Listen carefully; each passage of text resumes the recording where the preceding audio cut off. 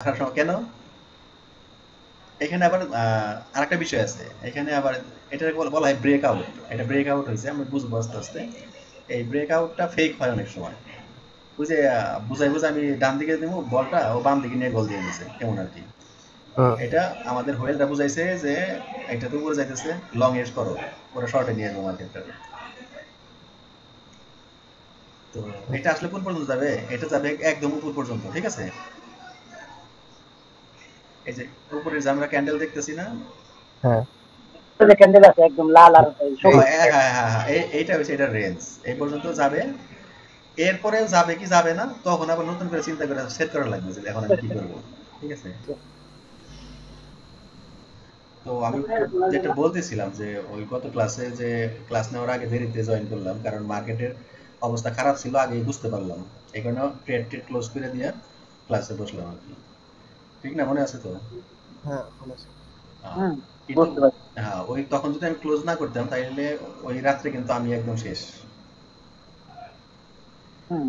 তুমি ইউক্রেনের একটা ট্রেডারের অবস্থা দেখছো, নিউজ দেখছো কিনা আজকে? ইউক্রেনের এক ট্রেডার আত্মহত্যা করছে, ঠিক আছে? তার ল্যাম্বরগিনি কারের ভিতরে নিজে সুইসাইড করে আসিল আর কি, এই ক্র্যাশটা হওয়ার সুপারম্যানের পরে। লস কি পরিমাণ লস না। খাইছে! হ্যাঁ, তো 30 মিলিয়ন না এরকম একটা ডলারের খুব কম পরিমাণ লস খাইছে আর কি, তার নিজের টাকা তো। যাই হোক, তো এটা হচ্ছে অভিজ্ঞতার বিষয় যে কখন কি হইতে পারে, আসলে সবসময় কাজে দেয় না লসটা, তোমার মাইনে নিতে হবে সবসময়। তো আমি ছিলাম হচ্ছে ট্রেডিং এ আর কি, যে নর্মালি দুই ধরনের ট্রেড করি আমরা, স্পট আর একটা হচ্ছে ফিউচার। তো ফিউচারটা কেমন, আমরা চাইলে স্পটেও প্রফিটেবল ট্রেড করতে পারি, কিন্তু ওই ক্ষেত্রে আমাদের ফান্ডটা বেশি লাগে আর কি। আমি কই গেল আবার? তো হাবিব মানে এনে আছে, সমস্যা নাই, দুইটাই করলে ওরা বাড়ি খায়। ও আচ্ছা আচ্ছা, ও আচ্ছা, আপনারা কে করুন নাই? হ্যাঁ। ও, ঠিক আছে। তো স্পটে ট্রেড করতে গেলে মানে আমার ইনভেস্টটা বেশি লাগে, ঠিক আছে?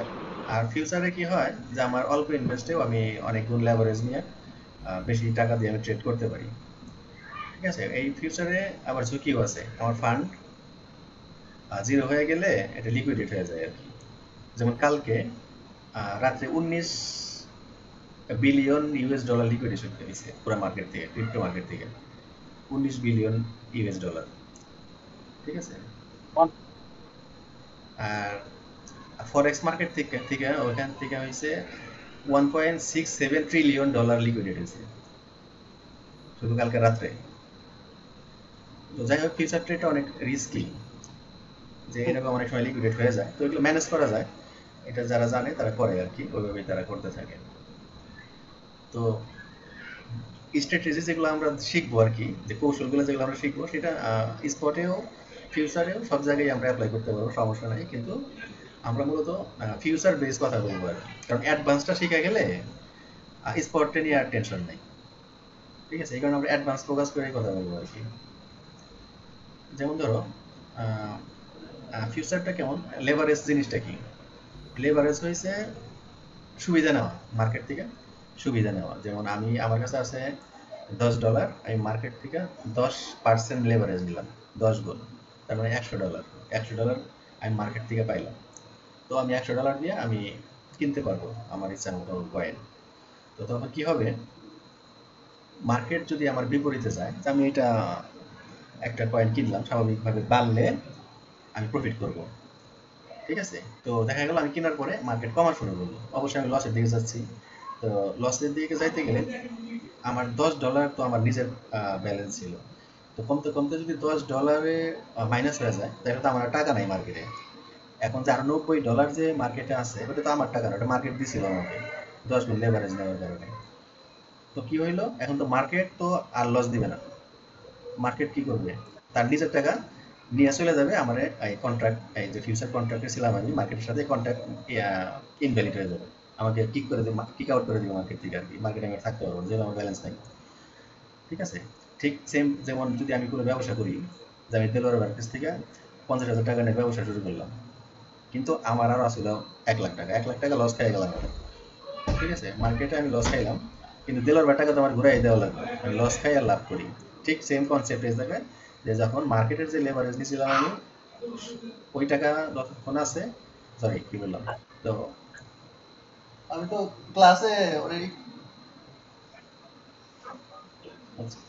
তো আমার টাকা জিরো হয়ে গেলে মার্কেটের টাকা মার্কেটকে ফেরত দিতে হবে, যেমন ঋণের মতো আর কি, ঋণ লাভ করে লস করে এটা ফেরত দিতে হয়। তো এটা গেছে মূল কনসেপ্ট। ঠিক আছে, এই ক্ষেত্রে কোনো সমস্যা নেই, কিন্তু সমস্যাটা কোথায় আমাদের? সমস্যাটা হলো যত বেশি লেভারেজ নিব আমরা, তত লিকুইডেশন যে প্রাইসটা, এটার ডিস্টেন্স কমতে থাকে। যেমন তন্ময় তুমি কোন কয়েন দেখছিলে কালকে? তন্ময় মিউট আছে, সমস্যা নেই।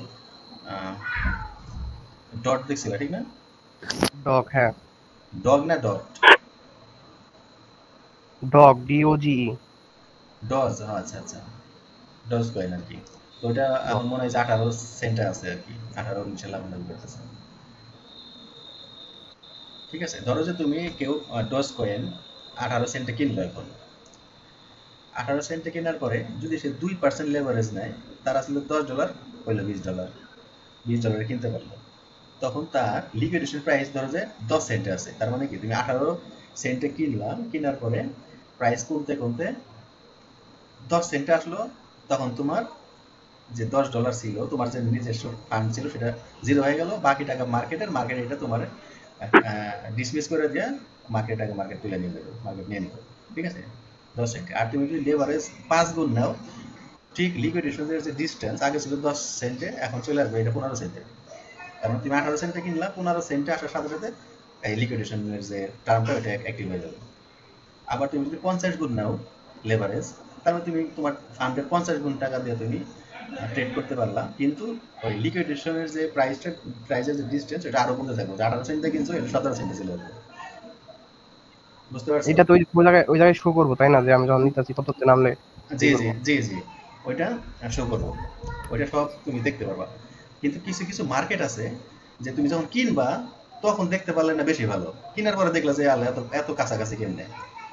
ঠিক ভালো যে কেনার আগে যদি দেখতে পারো, ওইটা কিন্তু ভালো হয়। যে আমি যখন কিনলাম, কেনার আগে আমি দেখতে পারতেছি যে আমি যদি এই প্রাইসে কিনি, এত পার্সেন্ট লেভারেজ নেই, আমার এত টাকায় লিকুইডেশন প্রাইসটা সেট হবে, তাই তো? হ্যাঁ। এটা দেখলে হইলো সুবিধা বেশি হয়। কেনার পরে দেখলাম যে না, অনেক কাছে হয়ে গেল, এখন আর কি করার আছে, অনেক ঝামেলা আর কি। তো এই কারণে মার্কেটটা চুজ করতেও কি লাগে, যেটা বাইন্যান্সে কিন্তু দেখা যায় না, এটা আবার কুকয়েনে দেখা যায়। বুঝতে পারছো? তো এরকম মানে ট্রেড বাইন্যান্স, করার আগে। হ্যাঁ, বাইন্যান্সের তুলনায় কুকয়েনের কিছু কিছু ফিচার একটু ভালো, বিশেষ করে বিগিনারদের জন্য। তো আমি আস্তে আস্তে সবকিছুই মানে কম্পারিজন তুলে ধরবো, সমস্যা নেই। তো এই যে যে এখন যে লিকুইডেশনের যে টার্মটা, এটা ক্লিয়ার না দেলোয়ার ভাই? হ্যালো। মানে লিকুইডেশন টার্মটা ক্লিয়ার নাকি, না সমস্যা আছে? আরেকবার বুঝাইলে ভালো হতো, মানে কয় গুণ দিলে কি পরিমাণ রিস্ক থাকে ওটা একটু বুঝবো। স্যার আরেকবার বুঝিয়ে দেন। আচ্ছা, কয় গুণ রিস্ক থাকে ওটা তো ক্যালকুলেশনের পরেই আমরা বুঝতে পারবো, আর ওটা আমার ক্যালকুলেশনের দরকার নেই, এটা মার্কেট নিজে ক্যালকুলেশন করবো, তুমি যদি দেখবা। ঠিক আছে, আমি ওটা যখন দেখাবো লাইভে, তখন দেখতে পাবো, সমস্যা নেই। কিন্তু আমি মূলত ধারণা দিলাম যে এইভাবে লিকুইডেশনটা উঠানামা করে তোমার লেভারেজ যত বাড়াইবা, তত তোমার বাই প্রাইস আর লিকুইডেশন প্রাইস কাছাকাছি থাকবো। আর যত লেভারেজ কমাইবা, তত তোমার বাই প্রাইসের সাথে লিকুইডেশনের প্রাইস অনেক দূরত্ব তৈরি হবে। ঠিক আছে, হুম। এটা হচ্ছে মূল কনসেপ্ট। তারপরে লিকুইডেশন কত দূরে রাখতে হবে, এটা ডিপেন্ড করবে হচ্ছে তোমার যখন চার্ট দেখবা, ক্যান্ডেল স্টিক দেখবা, যে আমার কোন জায়গায় লিকুইডেশন রাখলে ভালো হয়, তখন আমরা ক্যান্ডেল স্টিক দেখে, চার্ট দেখে আমরা লিকুইডেশন সেট করবো। ঠিক আছে, ক্যালকুলেশনের পরে যে আমার লিকুইডেশনটা এত প্রাইসের নিচে থাকতে হবে, এটার উপরে থাকলে হবে না, আমি লিকুইডেট হয়ে যাবো, কারণ মার্কেট এত নিচে নামবে। ঠিক আছে, এই জিনিসগুলো বুঝবো আমরা ক্যান্ডেল স্টিক দেখার পরে, টেকনিক্যাল অ্যানালাইজ করার পরে আমরা বুঝতে পারবো যে লিকুইডেশন কতটুকু রাখলে আমাদের জন্য ভালো, এবং কি কত প্রফিট নিয়ে আমরা বের হয়ে যাবো, অথবা কোন প্রাইসে আমাদের কিনতে হবে, এটা আমরা আন্দাজে কিনবো না। ঠিক আছে, মার্কেট অনেক করছে, তাই কিনা যাবে না তো। মার্কেট অনেক মানে প্রাইস কমে গেছে দেখে যে আমার কিনতে হবে এরকম না, আমার কনফার্মেশন লাগবে যে আমার এখন কিনতে হবে। এই কনফার্মেশনটা পাওয়াটাই হচ্ছে আমাদের শিখার মূল বিষয়। ঠিক আছে, মানে পাগলের মতো না বুঝে কিছু করা যাবে না মার্কেটে, কারণ এটা অর্থনৈতিক ব্যাপার। জি স্যার। তো এখন যে লিকুইডেশনের কনসেপ্ট ক্লিয়ার তো? হ্যাঁ হ্যাঁ। আর লেভারেজটা বুঝতে পারছো? লেভারেজটা স্যার ওই যে এর কোম্পানির কাছ থেকে সুবিধা নেয়া মানে হ্যাঁ, ইয়ে থেকে। জি জি জি, আমরা কত টাকা মানে আমি থেকে নিয়ে বলছি। কত পার্সেন্ট নিবো এটা? হ্যাঁ, ঠিক আছে, আমার যে টাকা আছে ওই টাকার কয় গুণ আমি নেবো আর কি। এটা হুম, হচ্ছে মূলত লেভারেজ। মানে যত বেশি নিবো তত বেশি রিস্ক। হ্যাঁ, যত বেশি নিব তত বেশি রিস্ক আমার, এটা বুঝতে পারছো? ঠিক আছে। আর হ্যাঁ, স্পটটা কি, কোনো লেভারেজ নাই, আমার যা তাই। আমি কিনলাম, মানে কিনে আমার যখন মন চাইলো আমি সেল দিলাম। হ্যাঁ, সেল দিলা। ফিউচারে যখন মন চাই সেল দিবা, সমস্যা নাই। যদি তোমার লিকুইডেশন প্রাইস হিট না করে তোমার টেনশন নাই, এটা কিন্তু থাকবে, লং টাইমই থাকবে। কিন্তু লিকুইডেশন হিট করলে তুমি শেষ, বের হয়ে যাবে মার্কেট থেকে, এতটুকু। কিন্তু তুমি রাখতে পারো। কিন্তু এইটা ফিউচারে আরেকটা বিষয় আছে, ফিউচার যত লং টাইম রাখতে থাকবা তত তোমার যে ফি বাড়তে থাকবে, ঠিক আছে না? বুঝতে পারছো না? ফি, ওটা ফিউচার ট্রেডের ক্ষেত্রে স্যার। হ্যাঁ, ফিউচার ট্রেডের ক্ষেত্রে। ফি মানে আমার ফিটা না, ওদের যে ফিটা দিব আমি?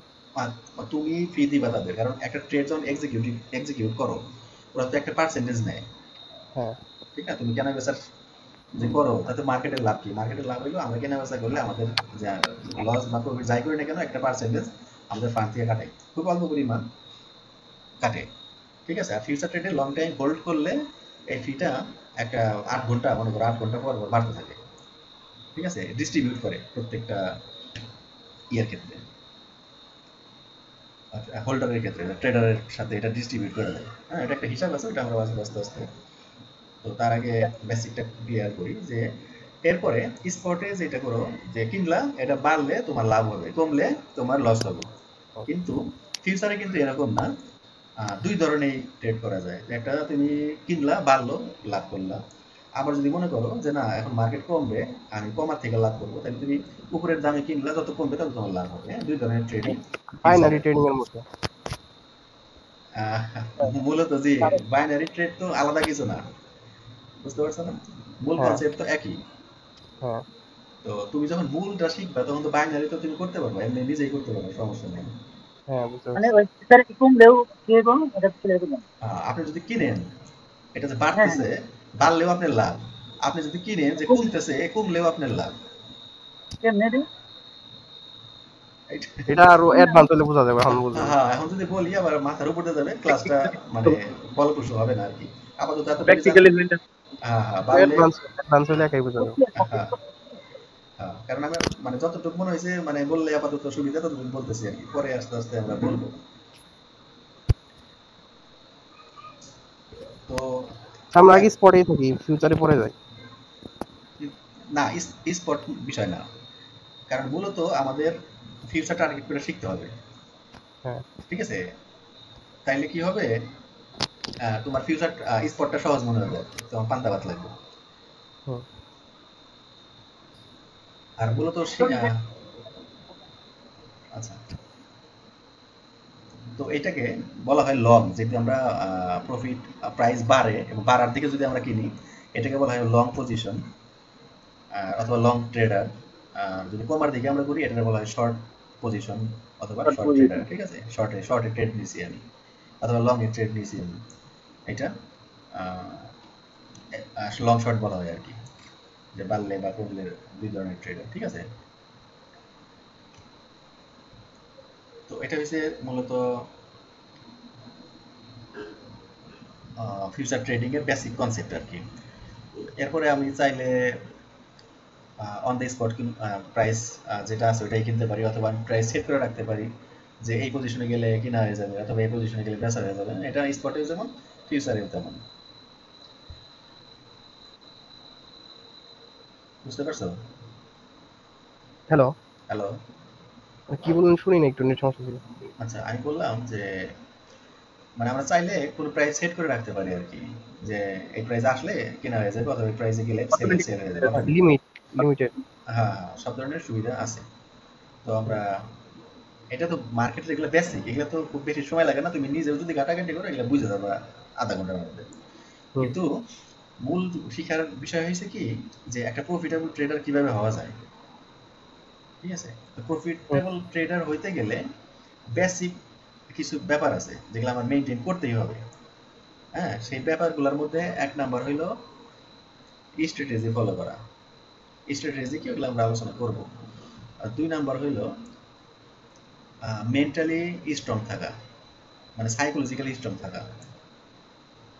3 নম্বরে হইলো ডিসিপ্লিন মেনটেন করা। হ্যাঁ, নিয়মের বাইরে যাওয়াই যাবে না। নিয়মের বাইরে বলতে কি, যে লোভ কাজ করানো যাবে না, যে একটু করি সমস্যা কি। হ্যাঁ, বেশি লাভের আশা অথবা লসের ডরে অনেক সময় তুমি সেল করে দিবে, লস হয়ে গেলে মনে হয় বেশি সেল করে দিই, তার মানে কিন্তু ডিসিপ্লিনের বাইরে চলে গেছে। অথবা প্রফিট হয়ে গেছে, মনে হচ্ছে আরো তো বাড়বে, তা আমি তো আরো করি। হ্যাঁ, কিন্তু ডিসিপ্লিন না মেনে তুমি ওয়েট করতে থাকলা। হ্যাঁ, অনেকভাবে মানুষের ডিসিপ্লিনের বাইরে চলে যায়। ঠিক আছে, ঝড়ে বক মরে এরকম আছে না, হয়তো ঝড়ে বক মরতে পারে, একবার দুইবার প্রফিট করতে পারো, কিন্তু আলটিমেটলি কেরিয়ার হবে না ট্রেডিং ইয়েতে। এই জিনিসগুলো খুবই মেনটেন করতে হবে। ডায়াবেটিস রোগীর বুঝো না,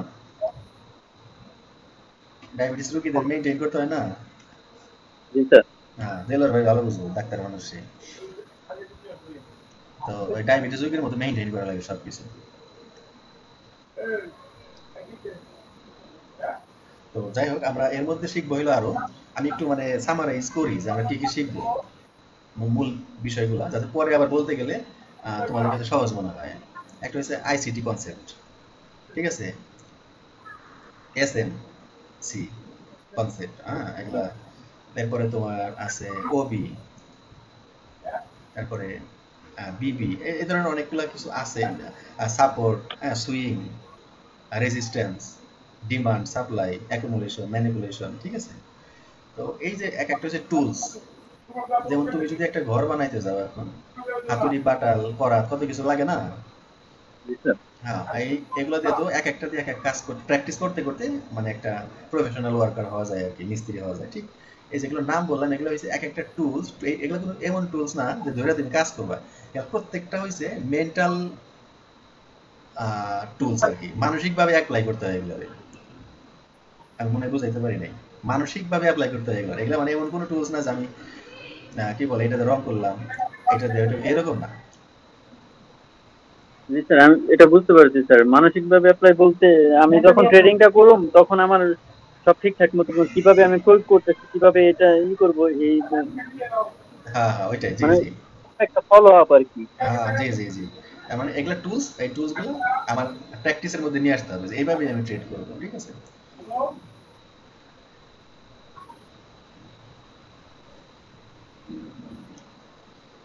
এখন আমার তো তোমাদের জন্য ভালো ওয়াইফাই নিতে হবে মনে হচ্ছে। স্ক্রিন শেয়ার হ্যাঁ, করলেই তো, স্ক্রিন শেয়ার করলেই তো। আচ্ছা, আমি শেয়ার করি, আপনি বলেন। হ্যাঁ, আমি শেয়ার করি, আপনি বলেন। ও তুমি শেয়ার করলে আমি কাজ করতে পারবো? আপনি দেখে দেখে বলবেন। ও আচ্ছা আচ্ছা, করো দেখি কিভাবে।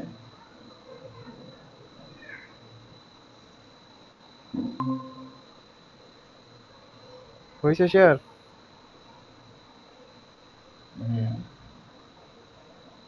কোনটাই না। কয়েন মার্কেট ক্যাপে গেছো? হ্যাঁ, মানে আরেকটা কয়েন দেখতেছিলাম। আচ্ছা, কয়েন মার্কেট ক্যাপে থাকো, আমি বুঝাই। বিটকয়েনে ঢুকবো। বিটকয়েন।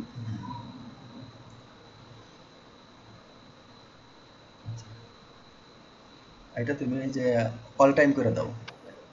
আমার আমার মাউস কি তুমি দেখতে পাও? না না। আচ্ছা, যাই হোক, অল টাইম এই যে তুমি ডান দিকে নিয়ে আসো আরো।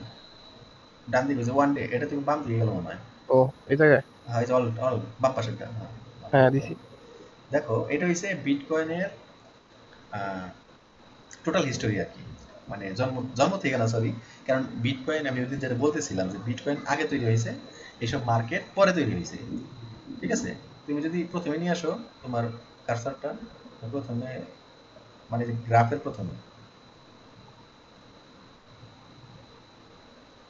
বুঝো নাই? কি?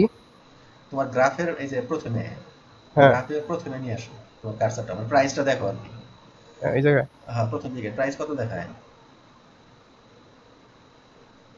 $1044। হ্যাঁ, এটা টাইম টু সব দেওয়া আছে, তো এই জায়গায় $1044, এই তারিখ তারিখ দেওয়া আছে, এগুলা এই সময় ছিল এটার দাম। 2017 সালে। আরো প্রথমে নিয়ে যাও একবারে, একবারে যাও, একবার প্রথমে যাও। হ্যাঁ, এবার দেখো কত।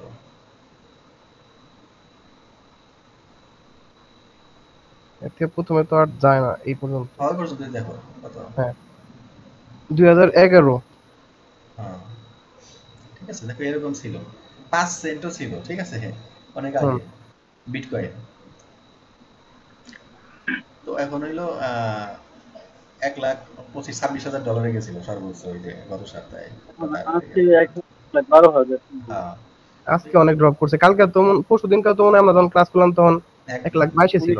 1,22,000 ছিল, জি, ওই রাত্রে হয়েছে 1,01,000 গেছিল, আহ, বুঝতে পারছো? 21,000 ড্রপ করছে। হ্যাঁ, এটা ট্রাম্পের কারসাজি, বুঝতে পারছো না? এগুলা পরে বুঝবা। আর এটা আমি একটু বলে রাখি, এটা হচ্ছে price action trading. Price action কি? প্রাইসের উপরে নির্ভর করে, যেমন স্বর্ণ, বিটকয়েন, ঠিক আছে, একটা নিউজ দ্বারা প্রভাবিত হয়, ঠিক আছে। আজকে যদি একটা ভালো নিউজ আসে তো এটার দাম বাড়তে থাকবো, আবার নিউজ একটা খারাপ আসলে দাম কমতে থাকবো, ঠিক আছে। হ্যাঁ তো এখন তুমি এই পাশে কি, এটা তোমার ট্রেডিং ভিউ না? হ্যাঁ ট্রেডিং ভিউ। ওটাই ঢুকো। আচ্ছা, এটা তুমি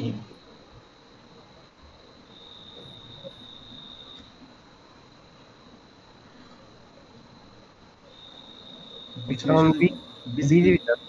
হ্যাঁ কোনটায় যাবো? আচ্ছা, তুমি যাও, বিটকয়েনে যাও।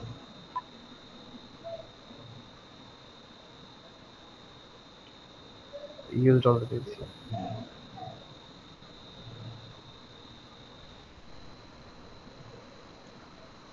ইউএসডিটি তো নাই।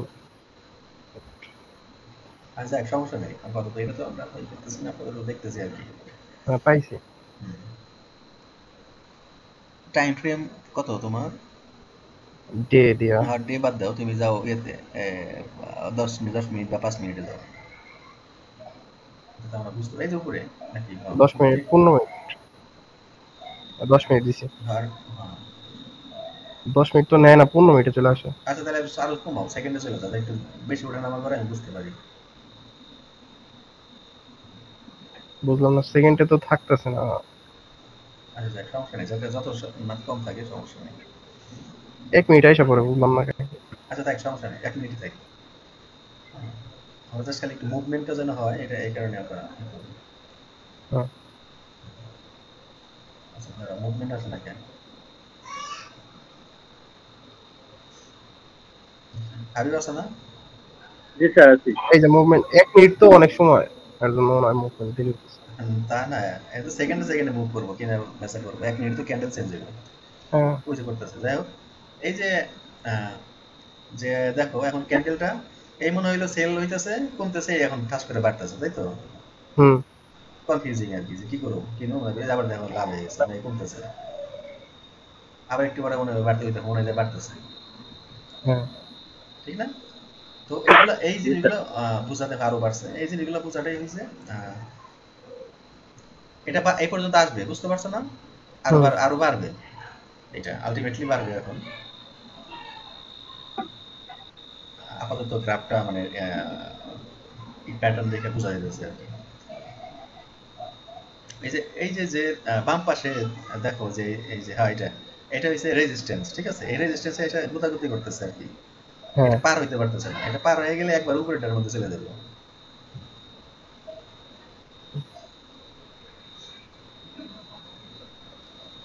এটা রেজিস্ট্যান্স। এটা নিচে নেমে গেল আবার। নামো, মার্কেট মনে হয় দিন নামবো নিশ্চিত দিয়ে মনে হয়। না, সম্ভাবনা খুব কম এখন। তো এখান থেকে এত সহজ না তো, আর ধৈর্য লাগবে। ট্রেডিং এ ধৈর্যটা হচ্ছে সাকসেস, হ্যাঁ ঠিক জি আছে। স্যার। ও এই যে উঠছে, হ্যাঁ উঠে গেছে। হ্যাঁ, ধৈর্যটা হচ্ছে সাকসেস। ঠিক এখনই যে পার হয়ে যাবে তা না, এটা এইখান থেকে মার্কেট ঘুরতে ঘুরতে আরো ডান দিকে আসতে আসতে আরো মনে করে 1 ঘন্টা পরে যায় পার হতে পারে, কিছু বলা যায় না। আবার নিচেও চলে যেতে পারে, সেটা ভিন্ন কথা, মার্কেটের কন্ডিশন এক থাকে না, ঠিক আছে। হুম হ্যাঁ, তো যখন তখন মার্কেট চেঞ্জ হয়, মার্কেট ডাইনামিক। আমি সবসময় বলি যে মার্কেটটা ডাইনামিক। আজকে আমি মাত্র বুঝলাম যে এটা হবে, একটু পরে চেঞ্জ হয়ে যেতে পারে, কারণ এই যে সুইং করে, বড় বড় যারা আছে হ্যাঁ বড় বড় তারা যারা সুইং করে, মার্কেট। মেসি আছে না, মেসি বা রোনালদো, হ্যাঁ হ্যাঁ, একদিকে কাওয়া দিয়ে আরেক দিকে নিয়ে যায়, তাই তো? হুম ঠিক ওরা তাই করে। তোমারে বেলকি দিব যে এদিকে যাবে মার্কেট, তুমি তো ওইদিকে ইনভেস্ট করে বসে থাকবে। ওরা পলকের মতো মানে চোখের পলকে উল্টা দিকে নিয়ে যাবে তোমারে। হুম। বুঝতে পারছো? তো মার্কেট বাড়ছে না? হ্যাঁ, বাড়তেছে আমার।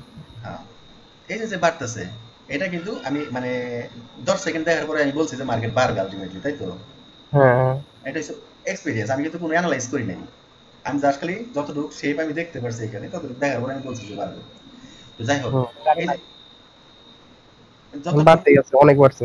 হ্যাঁ তুমি যদি এই যে এই ক্যান্ডেল থেকে ট্রেডটা নিতা, নিচের ক্যান্ডেল থেকে এখন বের হয়ে আসতা, তোমার প্রফিট মানে ক্যাপিটাল অনুযায়ী কিন্তু তুমি লাভ নিয়ে বেরোতে। হুম, 1 লাখ টাকা ইনভেস্ট থাকলে হয়তো বা $100 মানে কি বলে পাঁচ 12,000। 500 টাকা বা 1,000 ইনভেস্ট প্রফিট নিয়ে বেরোতে। হুম, আবার কি 10 টাকা ইনভেস্ট থাকলে সে 1 টাকা নেবে, এরকম আর কি। ঠিক আছে? তো বেশি সময় লাগে না। না, সময় লাগে না। আমি তো আপনাকে আগেও বলছি যে আপনি হ্যাঁ। বাড়ি যাবেন, পকেটে টাকা নাই, ঠিক আছে আমি কামাই বাড়ি চলে গেলাম। আমি সবাই দেখি তুমি করে সবাই চলে আসো। হ্যাঁ, ওই ওটা যে, অভিজ্ঞতা তোমার সামনে। হ্যাঁ, তো এটা হচ্ছে মূল বিষয় যে আপনারা চাইলেই কামাইতে পারবেন, কোনো সমস্যা নেই। আমার মনে হয় 11 মিনিট আছে আমার, ঠিক না? জি 11 মিনিট। হুম। হ্যাঁ 11 মিনিট। 10 সেকেন্ড না? 11 মিনিট। তো ওইটা আমার মনে হচ্ছে 1 ঘন্টা। এই যে দেখো আমি বলছি যে বাড়বে, বাড়ছে, এখন যে মনে হচ্ছে কমবে, ঠিক না? হুম, আসলেও আসলেও কমার সম্ভাবনা 10%, বাড়ার সম্ভাবনা 90%। হ্যাঁ, ঠিক আছে? তার সময় বেশি। বাড়ার সময় কেন? এখানে আবার আরেকটা বিষয় আছে এখানে আবার, এটা বলা হয় ব্রেক আউট। এটা ব্রেক আউট হয়েছে, আমি বুঝবো আস্তে আস্তে। এই ব্রেক আউটটা ফেক হয় অনেক সময়। বুঝে বুঝাই বুঝে আমি ডান দিকে দিব বলটা, ও বাম দিকে নিয়ে গোল দিয়ে দিয়েছে, এমন আর কি। হুম, এটা আমাদের হোয়েলটা বুঝাইছে যে এটা তো উপরে যাইতেছে, লং এজ করো, ওরা শর্টে নিয়ে আসবো মার্কেটটা। তো এটা আসলে কোন পর্যন্ত যাবে? এটা যাবে একদম উপর পর্যন্ত, ঠিক আছে? এই যে উপরে যে আমরা ক্যান্ডেল দেখতেছি না, হ্যাঁ। তো যে ক্যান্ডেল আছে একদম লাল আর সবুজ। হ্যাঁ হ্যাঁ হ্যাঁ হ্যাঁ, এইটা হচ্ছে এটার রেঞ্জ, এই পর্যন্ত যাবে। এরপরেও যাবে কি যাবে না, তখন আবার নতুন করে চিন্তা করে সেট করা লাগবে যে এখন আমি কি করবো। ঠিক আছে? মার্কেট বেড়ে যাচ্ছে। হ্যাঁ, এই যে মার্কেট এই জায়গায় ছিল। হ্যাঁ, এই যে দেখো লাল দেখায় কিন্তু এখন আবার সবুজ ঠিকই দৌড়াইতেছে উপরে, হুম, ঠিক না? তো যাই হোক, আমরা যদি এখানে ট্রেড নিতাম তাহলে এখন কিন্তু প্রফিটে থাকতাম, ঠিক না? হ্যাঁ। হ্যাঁ, তো দেখতে সহজ মনে হয়, যখন আবার আমি ট্রেড নিয়ে নিব না তখন ঘাম ছুটে যাবো আবার। ইনভেস্টমেন্ট। ঠিক সব আছে? হয়ে যায়। টেনশন থাকে, তখন টেনশন থাকবে, ঠিক আছে? যে মনে হয় কমে যাবো বেঁচে দিন। এখন দেখতে ভালো লাগে, কিন্তু নিজে যখন খেলতে নামে যাবো তখন মনে করো যে ব্লাড তখন ধরে থাকতে ধরে। দিব ধরো। হ্যাঁ, করতে করতে লাভ করতে আচ্ছা, আবার লস হয়ে যায়। কি ছিল এই জায়গায় মানে কোনো এমন ওয়েবসাইট নাই যেটা মানে আমাকে ফেক ডলার দিয়ে মানে আমি ট্রেডটা বোঝার জন্য মানে একটু হ্যাঁ হ্যাঁ ডলার হ্যাঁ, জি জি, এটা আছে, এগুলা দিব, সমস্যা নেই, করবা। মানে অ্যানালাইজ করার জন্য মানে বোঝা যেত। হুম, বলো ভাই এরকম মনে করো যে লাইনে থাইকে বোঝাটা দিকে সবচেয়ে বেশি বেটার লাগে। হ্যাঁ, সমস্যা নেই, ইনশাআল্লাহ যতটুকু সম্ভব।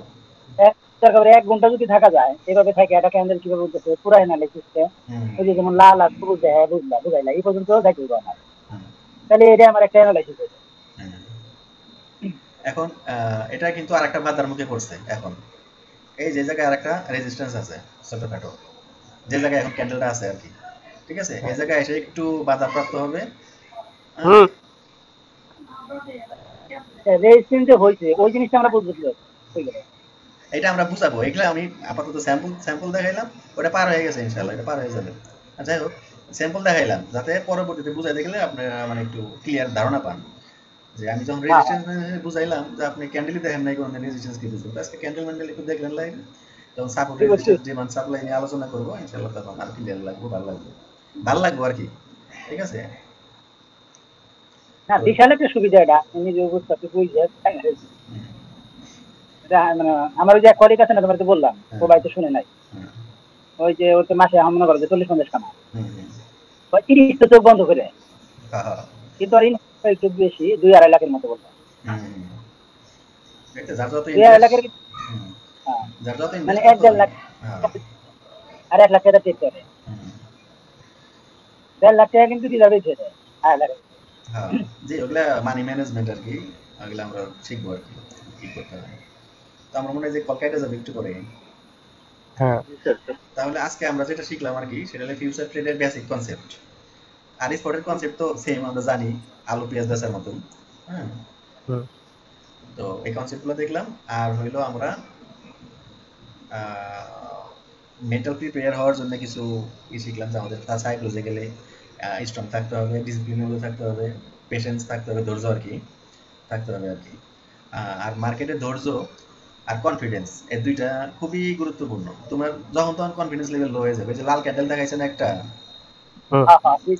ঠিক না, তখন দেখা তোমার তো যাইতেছে। আত্মা উড়ে যাবে, যে কমতেছে মনে হয়, তাড়াতাড়ি ব্যাস বাইরে যাবে, জি কনফিডেন্স স্যার। থাকবো না। ঠিক আছে, কনফিডেন্স ইজ ইম্পর্টেন্ট। কনফিডেন্স থাকতে হবে, যাতে তুমি ট্রেডে নিতে পারবে না। যেমন আমি কালকে মার্কেট যে ক্র্যাশ করলো, তারপরে একটা ট্রেডও নেই নাই কিন্তু আমি, বুঝতে পারছো না কেন হুম নেই নাই? কনফিডেন্স আসে নাই আমার, যে আরেকটু স্টেবল হোক মার্কেট, আরেকদিন দেখবো আমি যে কি হয় কি হয়। ঠিক আছে, তারপর আমি নিলাম। আমার বন্ধুরা ট্রেড নিয়ে নিছে কালকে রাত্রে, আমার নক আউট করছে। ঠিক আছে, ওরা প্রফিটও করছে, কিন্তু আমার কনফিডেন্স আসে নাই, করি নাই। তো যাই হোক, আমি বলছিলাম যে রেজিস্ট্যান্স পার হয়ে যাবে, ছোটখাটো একটা রেজিস্ট্যান্স সামনে ছিল, ওটাও কিন্তু পার হয়ে গেছে, ঠিক না? হুম হ্যাঁ, ওটাও পার হয়ে গেছে, মানে একদম উপরে যাবে, একদম উপরেটাই যাবে ইনশাল্লাহ। তো যাই হোক, তাইলে আজকে আমরা এই পর্যন্ত থাকি, আবার কালকে না পরশু দিন করবা? পরশুদিন। পরশু দিন, ঠিক আছে, 9টায়। হ্যাঁ, আচ্ছা হ্যাঁ, ঠিক আছে, তাহলে আজকে এই পর্যন্ত থাকি। আল্লাহ হাফেজ, তাহলে ভালো থাকেন। ঠিক আসসালামু আছে, আসসালামু আলাইকুম। আচ্ছা, ঠিক আছে, আসসালামু আলাইকুম।